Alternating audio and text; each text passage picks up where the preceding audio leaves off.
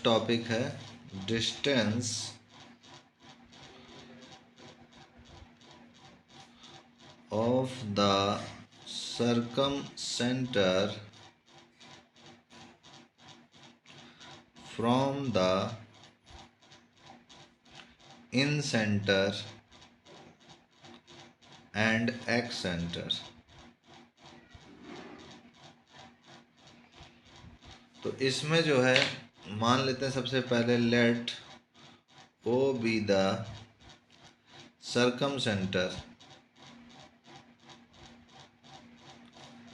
I be the incenter and I1, I2 and I3 be the excenter opposite to the vertices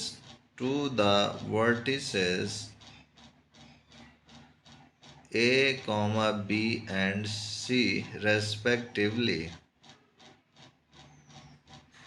then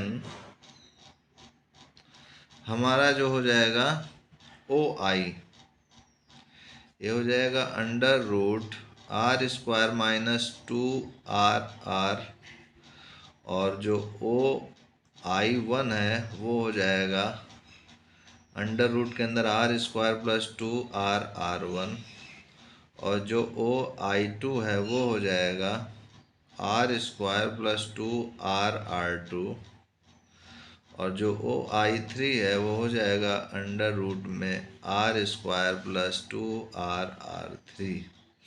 तो ये एक formula हो गया हमारा। नेक्स्ट हमारा जो है इम्पोर्टेंट पॉइंट में length of the bisector of the angles,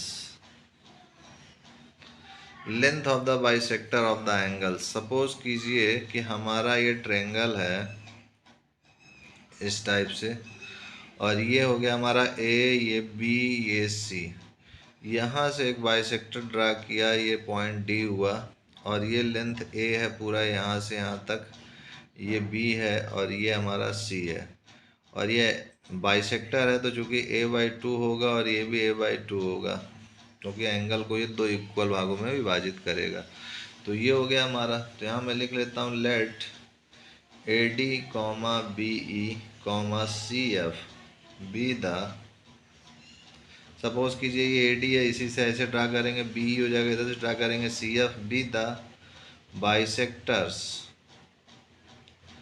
of angles A, B and C of triangle ABC, then पहला पॉइंट AD जो होगा हमारा उसकी लेंथ क्या हो जाएगी 2BC upon B plus C cos A/2। दूसरा पॉइंट हमारा BE जो होगा वो होगा हमारा 2AC upon A plus C cos B/2। तीसरा हमारा जो होगा CF वो होगा CF यहाँ से परपेंडिकुलर डालेंगे तो ये हो जाएगा हमारा 2AB upon A plus B cos C/2। और अगर हम जो है एक और पॉइंट अगर गौर करें, triangle ABD plus triangle ACD ये हमारा हो जाएगा ट्रायंगल ABC के इक्वल। तो यहाँ अगर हम लिखें इनका वैल्यू तो half AD into C sine A/2 हो जाएगा और इसका जो होगा एरिया होगा हाफ, ये एरिया हम लिख रहे हैं ट्रायंगल ABD, ACD और ABC का, तो ये हो जाएगा half AD into B sine A/2 equal to half BC sine A। तो यहाँ से सॉल्व करेंगे तो AD का जो वैल्यू आएगा वो 2BC upon B plus C cos A/2 होगा। तो इस टाइप से हम लोग जो है हर एक का निकाल सकते हैं जैसा कि ये ऊपर आया है। चलिए नेक्स्ट टॉपिक की ओर बढ़ते हैं। नेक्स्ट है हमारे पास quadrilateral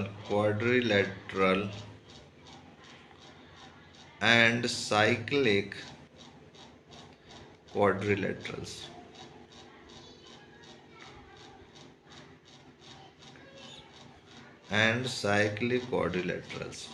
तो इसमें क्या है कि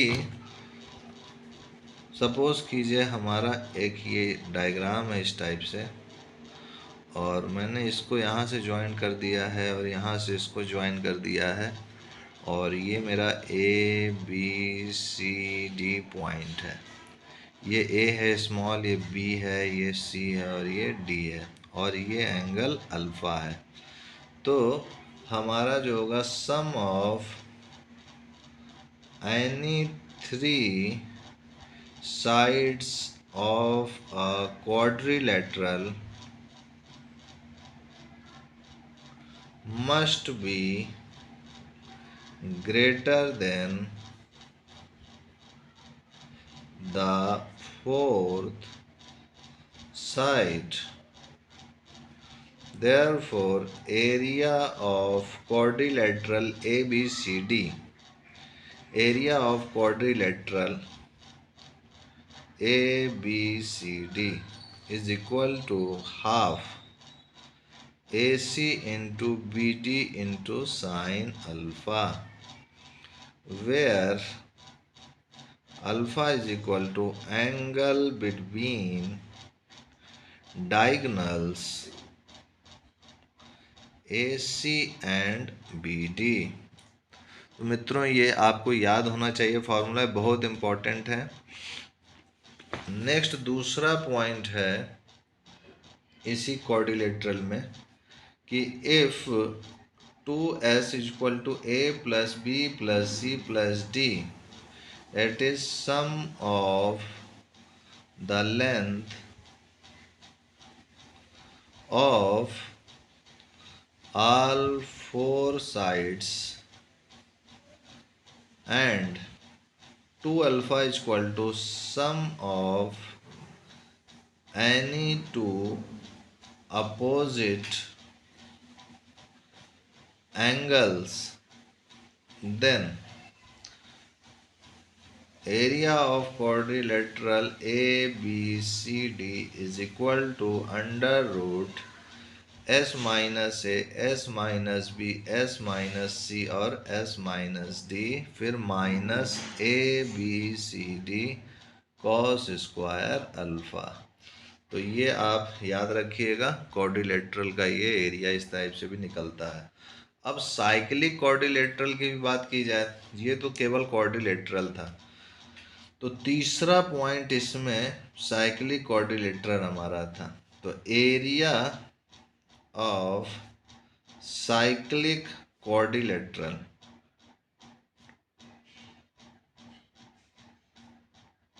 तो इसका क्या होगा कि एरिया इज इक्वल टू एक हो जाएगा formula half A B plus C D sine B. इसका फिगर अगर मैं बनाऊं तो साइक्लिक क्वाड्रिलेटरल ये हमारा सर्किल है और इसके अंदर इस टाइप से ये क्वाड्रिलेटरल बना हुआ है। ये हो गया ए, ये बी, ये सी और ये D. This is small A, this is small B, this is small C, this is small D, this is centre O. तो ये हमारा हो गया। फिर उसके बाद हम ये भी कह सकते हैं कि area is equal to under root S minus A dash S minus B, sorry dash नहीं है, एस माइनस बी, ये कुछ भी नहीं है, फिर S minus C, S minus T, और यहाँ पर जो अल्फ़ा है, since here alpha is equal to pi by 2, इसलिए वो हट गया है। तो ये हो गया हमारा एक ये फॉर्मूला एरिया के लिए। तो इसके बाद एक और पॉइंट है, fourth point, cosines of angles of a cyclic quadrilateral।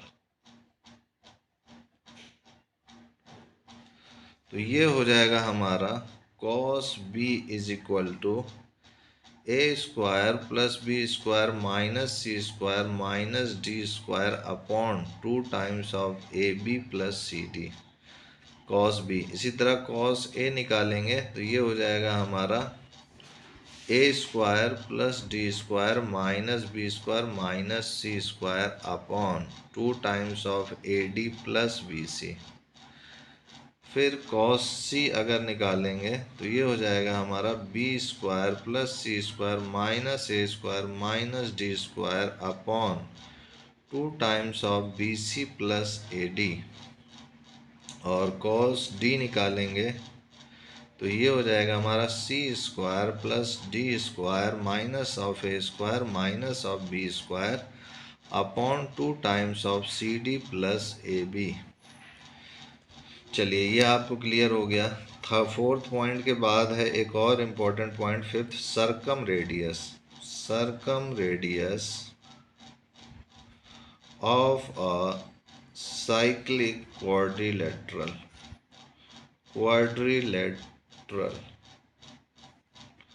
तो ये हो जाएगा r equal to 1/4 under root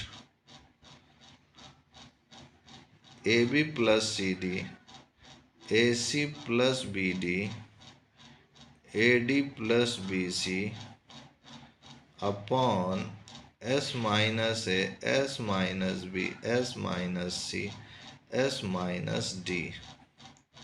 ये हो गया। और एक और इम्पोर्टेंट थ्योरम है जिसे हम लोग कहते हैं PTOLEMYS, पेटोलोमेज थ्योरम।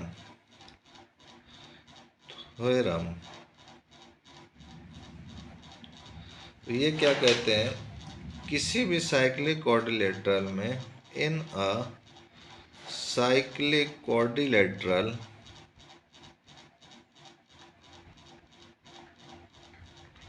ए बी सी डी, सपोज कीजिए कि ये हमारा क्वाड्रिलेटरल है इस टाइप से,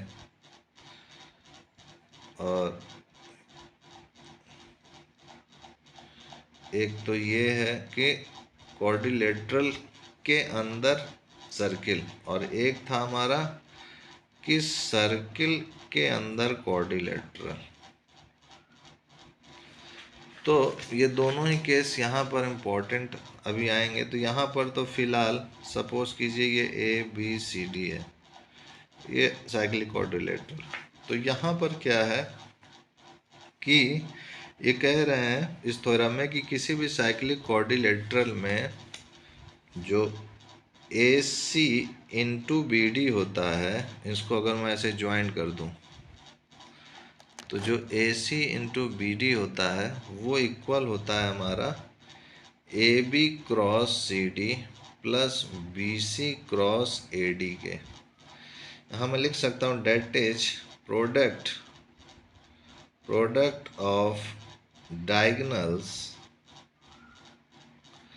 is equal to the sum of products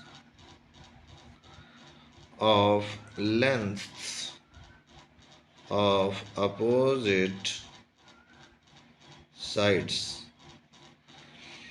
अब देखिए इस फिगर की बात करें तो इस फिगर का चर्चा हम लोग पीछे करेंगे नेक्स्ट पेज में। तो इसमें क्या है कि अगर इस टाइप से हो कि क्वाड्रिलेटरल के अंदर कोई ऐसे सर्किल ऐसे बना हो, और ये हमारा हो गया ए बी सी डी, और ये हो गया हमारा point P Q R S. तो इसमें इम्पोर्टेंट पॉइंट क्या है, if sum of opposite sides of a quadrilateral are equal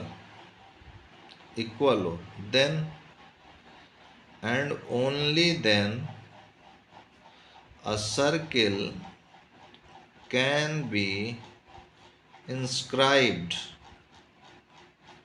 in it clearly, तो हम देख सकते हैं कि अगर ए पी ए एस के इक्वल है, बी पी जो है बी क्यू के इक्वल है, और सी क्यू जो है सी आर के इक्वल है, और जो है डी आर जो है डी एस के इक्वल हो, then A B plus C D अगर हम करें तो इसको हम लोग लिख सकते हैं A P plus B P plus C R plus D R. तो हमें पता है ए पी जो है ए एस के इक्वल है, तो मैं यहाँ पर A S plus B Q, और सी आर हमारा सी क्यू के इक्वल है, तो सी क्यू प्लस डी, और डी आर हमारा डी एस के इक्वल है, तो मैं इसको डी एस कर देता हूँ, और बी पी जो है हमारा बी क्यू के इक्वल है, इसको मैं ये लिख दिया। तो यहाँ से हम देख सकते हैं कि अगर हम ए एस और एस डी को जोड़ें तो ये ए डी हो जाएगा, और बी क्यू और सी क्यू को जोड़ें तो ये बी सी हो जाएगा। तो A B plus C D जो है हमारा किसके इक्वल हो चुका है, A D plus B C के। तो ये एक था इम्पोर्टेंट पॉइंट। अब आते हैं एक और इम्पोर्टेंट पॉइंट पे, नेक्स्ट हेडिंग पे, रेगुलर पॉलीगॉन। रेगुलर पॉलीगॉन, आप भी मेरे साथ नोट्स बनाते चलिएगा मित्रों, ये बहुत इम्पोर्टेंट नोट्स हैं। तो सबसे पहले हम लोग लिखेंगे a polygon is said to be a regular polygon if all its sides are equal and its angles are equal। इसमें पहला पॉइंट जैसे कि circumscribed सर्किल, तो यहाँ लिखूंगा मैं the circle passing through all the vertices of a regular polygon is called its circumscribed circle. ठीक है, तो अगर हम लोग सपोज करें कि if A is the length of each side of a regular polygon, regular polygon of मान लेते हैं एन साइड्स, तो then the radius R of the circumscribed circle is given by r is equal to a upon 2 sin pi by n, that is equal to a by 2 और multiply में ही cosec pi by N. तो इसको ध्यान रखिएगा कि ये भी एक जो है हमारा, अगर ढेर सारे जो है रेगुलर पॉलीगॉन किसी सर्किल के अंदर बने हों तो उसका जो सरकम रेडियस है, उसका रेडियस आर, वो a upon 2 sine pi by N होता है, या फिर इक्वल टू a अपॉन 2 और ये मल्टीप्लाई में इसके साथ कोसेक पाई बाई एन हो जाएगा। यही चीज़ ऊपर चली गई है। तो ये हो गया एक इम्पॉर्टेंट पॉइंट। दूसरा होता है, ये तो हो गया सर्कमस्क्राइब्ड, और इसी रेगुलर पॉलीगॉन में इंस्क्राइब्ड सर्किल क्या होता है, तो जो बाहर से टच ना होकर के अंदर से टच होकर के जाए, तो मैं यहाँ लिखूंगा the circle which can be inscribed within the regular polygon so as to touch all its sides is called its inscribed circle.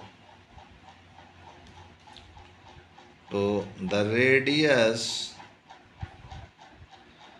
r of inscribed circle of a regular polygon of n sides, each of length a is given by small r is equal to a by 2 cot pi by n. ये ध्यान रखिएगा। और अगर मैं इसका diagram की बात करूं तो इसका जो डायग्राम होगा वो नेक्स्ट पेज में या यहीं पे बनाता हूं कि सपोज कीजिए कि ये मेरा ऐसे सर्किल है और इस टाइप से ये रेगुलर पॉलीगॉन, इस टाइप से ये ढेर सारा ऐसे बनता चला जा रहा है। इस टाइप से रेगुलर पॉलीगॉन कितनों साइड्स का भी हो सकता है। सपोज कीजिए कि मैं इसको A1 मानता हूँ, ये A2, A3, A4 dot dot dot AN। तो ये जो है हमारा सर्कमस्क्राइब्ड का हो गया। और ये सपोज कीजिए कि इसके अंदर जो है अगर मैं ड्रॉ करूँ इस टाइप से टच करके एक जो है सर्किल जो है जाए, इस टाइप से ऐसे टच करके जाए, तो ये एक रेडियस होगा। इसको स्मॉल r कहेंगे, इस रेडियस को हम लोग। और जो है हमारा यहाँ से अगर मैं इसको करूँ तो ये जो होगा हमारा एक कैपिटल R होगा। सपोज कीजिए कि मैं इसको भी यहाँ से ऐसे ज्वाइंट कर दूँ तो जो मेरा पाई बाई एन है वो ये वाला एंगल होगा। This is pi by N, या ये छोटा वाला पाई बाई एन होगा। तो इसको ध्यान रखिएगा। तो ये स्मॉल आर वाला हो गया और ये यहाँ से यहाँ तक ये ओ मैं पॉइंट दे देता हूँ, ये कैपिटल आर वाला हो गया, ये वाला। तो ये दूसरा पॉइंट हो गया। एक और इम्पोर्टेंट पॉइंट है, तीसरा पॉइंट है, वो थर्ड पॉइंट है एरिया ऑफ रेगुलर पॉलीगॉन। तो ये होगा हमारा the area of a regular polygon of n sides, each of length small a is given by area is equal to 1 by 4 n a square cot pi by n is equal to half n r square sin 2 pi by n ये होता है। और इसको अगर मैं solve करूं तो ये होगा मेरा N R square tan pi by N के फॉर्म में भी ये हो सकता है। तो इसको याद रखिएगा, 1 by 4 N A square cot pi by N, या फिर half N R square sine 2 pi by N, या फिर N R square tan pi by N. तो यहाँ पर ये सर्कम रेडियस है और ये जो स्मॉल आर के टर्म में है ये हमारा इंस्क्राइब्ड जो है सर्किल का जो है रेडियस है। तो एक और है हमारे पास टॉपिक सॉल्यूशन ऑफ ट्रायंगल्स। ये भी बहुत इम्पोर्टेंट है, सॉल्यूशन ऑफ ट्रायंगल्स। तो सॉल्यूशन ऑफ ट्रायंगल्स क्या है हमारा कि सपोज कीजिए कि हमारे को पहले मैं लिख लेता हूँ, in a triangle there are 6 elements, the 3 sides and the 3 angles. When any 3 of these 6 elements except the 3 angles of a triangle are given, the other 3 elements can be found, and thus the triangle is known completely. This process is called the solution of triangles. तो इसी को हम लोग solution of triangle कहते हैं। और इसके कई केस हैं, जैसे कि अगर फर्स्ट केस हम लोग ले करके चलें, सपोज कीजिए कि हमारे को जो पहला केस दिया हो वो क्या हो कि solution of a right angled triangle ABC और एंगल C जो है π/2। तो इस वाले में जो पहला केस हमारा होगा, केस फर्स्ट, वो क्या होगा कि वन साइड, सपोज कीजिए कि one side and one acute angle are given, ठीक है। तो यहाँ पर जो पहला पॉइंट होगा इस केस फर्स्ट का, if side B and angle A are given और सी जो है राइट एंगल हो, तो देन सपोज कीजिए कि ये मैं राइट एंगल ट्रायंगल बना देता हूँ और ये मेरा ए बी सी पॉइंट है, this is 90 degree, this is A, this is B, this is C and this is A। तो then B is equal to π/2 minus A हो जाएगा। तो ये जो B होगा वो 90 डिग्री माइनस A हो जाएगा। Now using sine rule we get B upon sine B is equal to A upon sine A is equal to C upon sine 90 degree, क्योंकि C जो है 90 है। तो यहाँ से हमें आसानी से जो है C की वैल्यू निकाल लेंगे हम लोग। therefore C इक्वल टू हो जाएगा हमारा B अपॉन साइन B के इक्वल हो सकता है, इससे भी निकल सकता है या फिर इससे भी निकल सकता है कि हम लोग ये भी लिख सकते हैं C equal to B upon sine B that is also equal to B upon cos A। ये हो गया। कैसे? बेस अपॉन हाइपोटेन्यूज जो होगा वो कॉस A के इक्वल होगा, तो उसी से लिखा गया है, ये लिख सकते हैं हम लोग। तो ये हो जाएगा देयरफॉर एंड करके ऐसे भी लिख सकते हैं A is equal to B sine A upon sine B। यहाँ से इन दोनों को लेंगे तो जो हमारा A होगा वो B sine A upon sine B हो जाएगा। और इसको हम लोग ये भी लिख सकते हैं कि B sine A upon cos A, या फिर ये भी लिख सकते हैं is equal to B tan A। तो इसका मतलब हुआ कि हम लोग एंगल बी का वैल्यू निकाल सकते हैं π/2 माइनस ए करके, और जो ए की वैल्यू है वो बी tan ए से निकाल सकते हैं, और जो सी है हमारा वो बी sec ए से निकाल सकते हैं। तो यही था कि हमारे को इसमें क्या कह रहा था कि 3 कंपोनेंट हमको दिया था। क्या दिया हुआ था? बी की वैल्यू दी हुई थी, एंगल ए दिया हुआ था, और सी एंगल सी दिया हुआ था। हमें निकालना क्या था?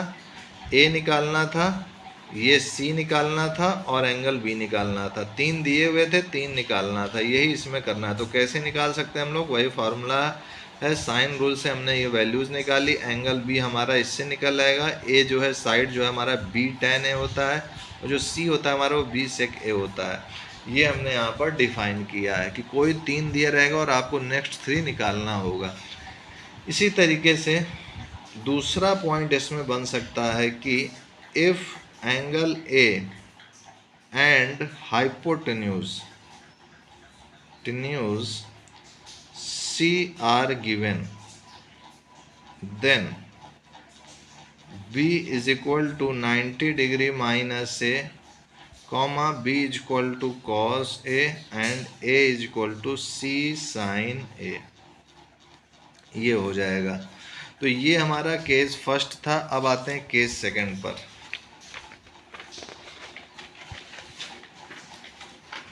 दूसरा केस सेकंड होगा हमारा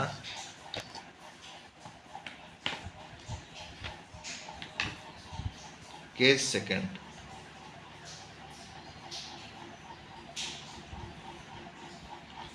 इसमें जो है 2 साइड्स आर गिवन अगर है, और सपोज कीजिए कि हमारे पास जो साइड्स हैं वो हैं, पहले केस में A and B are given, तो बाकी कैसे निकालेंगे? और एक एंगल सी जो है 90 डिग्री है, ये सभी को पता है। देन तो हम इससे सी निकाल सकते हैं √a² + b² करके, और दूसरा जो है हम लोग tan a निकाल सकते हैं a/b करके, और जो b है वो 90 डिग्री माइनस a हो जाएगा। चलिए ये आपको समझ में आ गया। दूसरा पॉइंट है हमारा a and c are given, then तो इस केस में हमारा साइन ए जो होगा वो a/c हो जाएगा, और जो b है वो हमारा 90 डिग्री माइनस a होगा, और जो हमारा ये b है ये c cos a हो जाएगा। अब सॉल्यूशन ये हो गया हमारा। अब सॉल्यूशन ऑफ ऑब्लिक ट्रायंगल निकालते हैं। नेक्स्ट पॉइंट है हमारे पास हेडिंग में सॉल्यूशन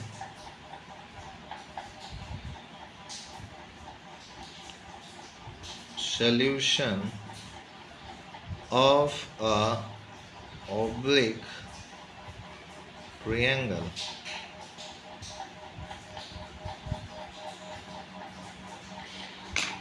तो अगर ऑब्लिक ट्रायंगल दिया हो तो उसका सॉल्यूशन कैसे निकालें? तो उसमें समझिए पहला अगर पॉइंट हो हमारा कि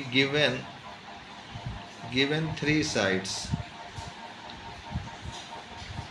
ए बी एंड सी अगर गिवन हो, तो क्या होगा यहाँ पर? The angles can be obtained by using फॉर्मूले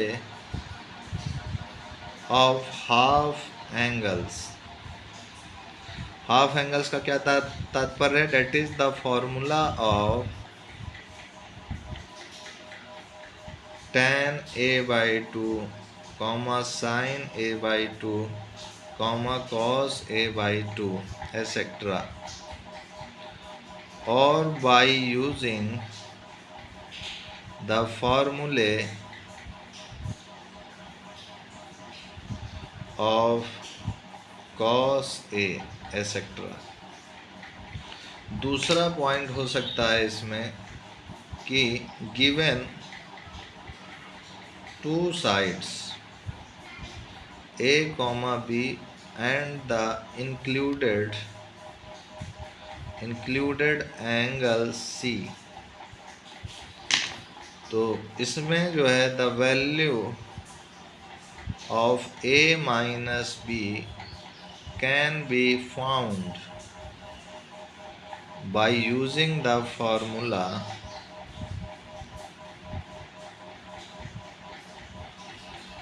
tan half a minus b is equal to a minus b upon a plus b cot c by 2।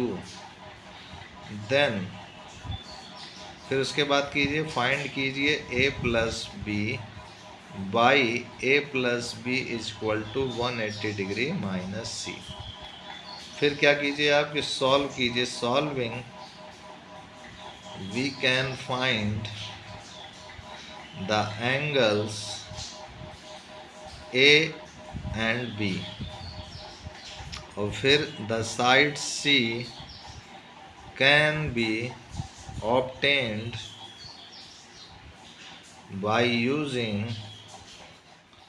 the sine rule और या फिर और कोसाइन रूल, कोसाइन फॉर्मूला, इन दोनों में जो आपको इजी लगे उससे आप इसका मान निकाल सकते हैं। तो ये हमारा दूसरा केस था। एक और इसमें जो है तीसरा केस भी हो सकता है। तीसरा केस होगा सॉल्यूशन ऑफ ऑब्लिक ट्रायंगल में कि गिवन अगर हमारे पास हो two sides, given two sides A comma B, और इस बार एंड द एंगल ए इस बार गिवन हो जो कि अपोजिट टू वन साइड हो। तो इस केस में क्या होगा, तो यहाँ पर जो है हमारे पास the angle B can be obtained by using the formula A upon sin A is equal to B upon sin B, that is sin B is equal to B sin A upon A। Then angle C can be obtained by using angle C is equal to 180 degree minus angle A plus angle B। ये हो गया। तो यहाँ से हम लोग आसानी से एंगल C निकाल लेंगे, और जो है जो स्मॉल c है, स्मॉल c साइड कैसे ऑब्टेन करें, can be obtained by sine rule, by using sine rule. इसमें क्या करेंगे, यूज करेंगे a अपॉन साइन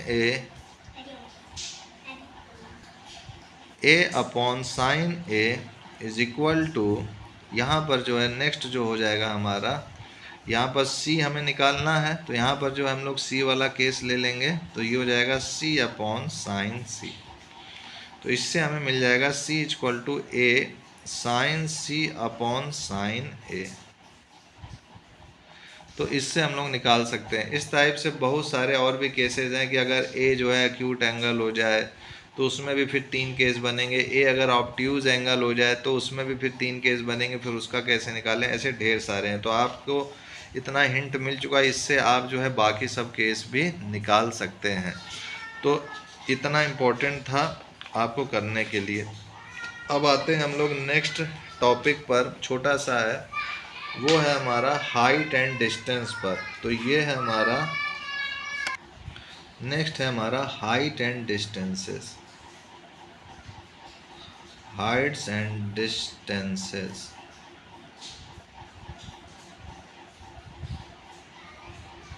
तो हाइट एंड डिस्टेंसेस में जैसे कि हमारे पास है topic angle of elevation, angle of elevation. तो ये सभी को पता है। एंगल ऑफ एलिवेशन में अगर हम लोग सपोज कीजिए कि पॉइंट P है, यहाँ से एक मैंने ये बनाया है, इस टाइप से हमारा एक ये हॉरिजॉन्टल डायरेक्शन में है, और ये हमारा लाइन ऑफ साइट है, लाइन ऑफ साइट, और ये हमारा एंगल थीटा है। तो इसको हम लोग सपोज कीजिए नाम दे देते हैं PAB, ऐसे करके है। तो ये जो एंगल थीटा है ये हमारा एंगल ऑफ एलिवेशन होगा ऑफ पॉइंट P से। तो यहाँ लिखेंगे angle of elevation of P as seen from A is equal to theta. ठीक है, the word elevation implies that the object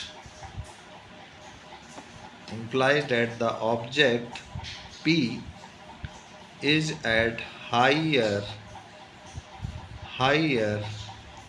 position than the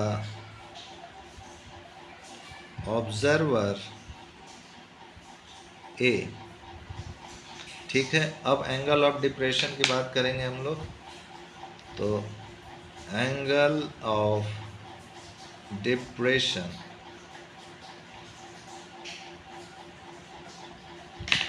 तो ये हो जाएगा हमारा, सपोज कीजिए कि फाई जो है यहाँ पर हमारा एंगल ऑफ डिप्रेशन है ऑफ ऑब्जेक्ट, कोई क्यू ऑब्जेक्ट है एज सीन फ्रॉम ए। ठीक है, इसको ए से देखा जा रहा है। तो यहाँ पर क्या होगा कि हॉरिजॉन्टल ये ऊपर की ओर होगा और यहाँ पर ये ऐसे नीचे की ओर होगा। तो ये हमारा क्यू पॉइंट है, ये लाइन ऑफ साइट है, और ये हमारा फाई है, और ये हमारा इस बार हॉरिजॉन्टल डायरेक्शन है। ये हमारा हॉरिजॉन्टल डायरेक्शन है, और ये ए हो गया हमारा पॉइंट, सीन फ्रॉम ए हो गया है ये चीज़। तो the word depression implies that the object Q is at lower level than the observer A। चलिए, ये आपको समझ में आ गया। एक और इम्पोर्टेंट पॉइंट है bearing of a line. Bearing of a line, इसमें क्या है कि the bearing of a horizontal line is the positive acute angle made by this line with the north south line in the same horizontal plane। Suppose कीजिए कि हमारा ये north east west south का direction का mapping है। ये east है, ये नॉर्थ है, ये वेस्ट है, और ये साउथ है, और ये हमारा कोई पॉइंट ए है जो कि अल्फ़ा एंगल बना रहा है इस टाइप से। तो same horizontal plane, the bearing of line O A, ये हमारा ओ ए है, या फिर हम कह सकते हैं और point A as seen from O is north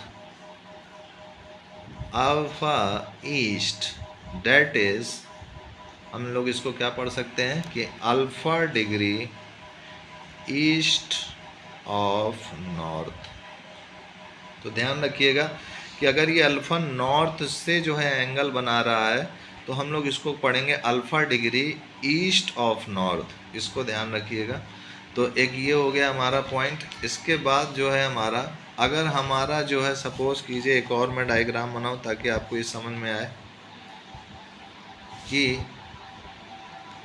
अगर पॉइंट हमारा इधर की ओर हो जाए पॉइंट पी, और सपोज कीजिए कि ये 60 डिग्री हो जाए, और ये हमारा नॉर्थ है, ये साउथ है, ये हमारा ईस्ट है, और ये हमारा वेस्ट है, और ये पॉइंट ओ है, तो इसको क्या करेंगे, कहेंगे हम लोग, तो यहाँ पर एग्जांपल में हम लोग इसको कह सकते हैं द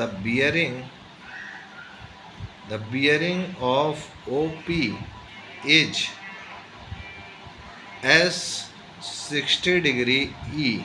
इसका मतलब क्या हुआ, that is 60 degree east of south, ऐसा इसको बोलेंगे। तो ये ध्यान रखिएगा कि इसको पढ़ा कैसे जाता है। और कुछ और इम्पोर्टेंट फार्मूले हैं इस वाले हॉरिजॉन्टल हाइट एंड डिस्टेंस में, उसको भी हम लोग देख लेते हैं, और फिर आपका ये ट्रिग्नोमेट्री सेक्शंस के सारे फार्मूले कंप्लीट हो जाएंगे। तो कुछ इम्पोर्टेंट फार्मूले मैं जो पढ़ा चुका हूँ आपको, उसको हाइट एंड डिस्टेंस चैप्टर में भी यूज़ करते हैं, जैसे कि some important results commonly used क्या क्या है, जैसे कि हमारा पहला है साइन रूल। तो ये क्या है, a upon sine A is equal to B upon sine B is equal to C upon sine C, this is equal to 2r। ये मैं पहले आपको पढ़ा चुका हूँ, प्ले लिस्ट में आप पीछे करके देख लीजिएगा। कोसाइन रूल में है हमारा cos a is equal to B square plus C square minus A square upon 2bc। फिर तीसरा फार्मूला इसमें हमें मिलेगा the mn theorem. mn theorem क्या हमारा कहता है कि m plus n cot theta is equal to n cot b minus m cot c। इसकी फिगर बना दो तो आपको अच्छी तरह समझ में आएगा कि सपोज कीजिए कि ये ट्रायंगल है और यहाँ से एक लाइन गई हुई है, ये एंगल अल्फ़ा है और ये एंगल बीटा है और ये ए बी सी है, और ये सपोज कीजिए थीटा है और ये m रेशियो n में है। तो ये फार्मूला मैंने कराया है कि m plus N cot theta equal to n cos B minus m cot C होता है, या फिर m plus N cot theta is equal to m cot alpha minus n cot beta, ये भी होता है। एक और इम्पॉर्टेंट रिजल्ट है सर्किल के रेस्पेक्ट में, some results in a circle. क्या है सम इम्पॉर्टेंट रिजल्ट सर्किल के केस में, कि पहला है if the line joining two points A and B subtend the greatest angle alpha at a point P on a line, then the circle drawn through A, B and P will touch the straight line